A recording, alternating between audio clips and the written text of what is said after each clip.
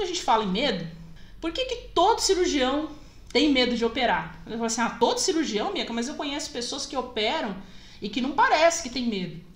Olha, gente, o dia que a pessoa operar e não tiver medo, isso é uma coisa que eu venho batendo nessa tecla já há uns 3 dias já, falando com vocês lá no Instagram.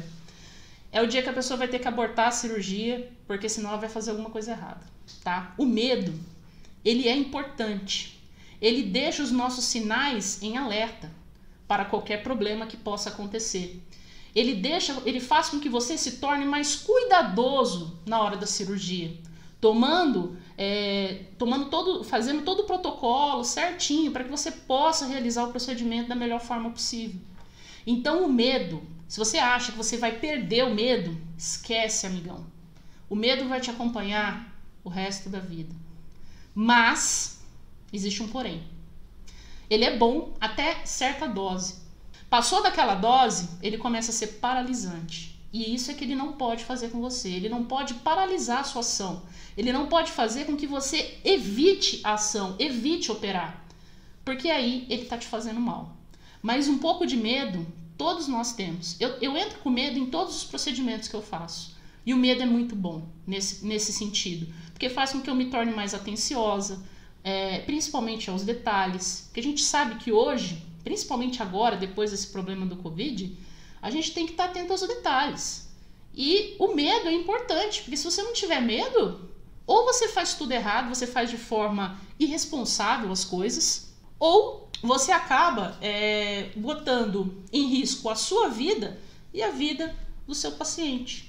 Ou você faz errado, ou você põe em risco a vida de alguém. Então, o medo, ele é importante. Entenda isso em você. Primeira coisa, primeira lição de hoje. Nunca vou deixar de ter medo. Isso é real. Todos os procedimentos você vai ter um medinho. Isso é normal.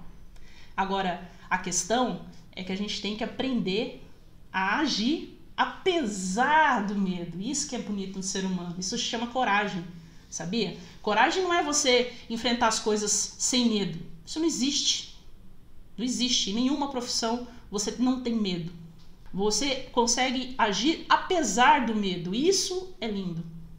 Então, gente, o medo é uma coisa saudável que vai acompanhar você. Entenda isso e não pense que isso vai passar com o passar dos anos, que depois que você se tornar um cirurgião de muito, muito tempo, você não vai ter mais medo. Isso não vai acontecer. Tá? Primeiro ponto que você precisa entender, aceita que nós somos humanos e todos nós temos medos. Todos nós somos falhos. Primeira coisa. Segundo, é importante não é o medo, e sim o que você faz com ele, como eu acabei de dizer.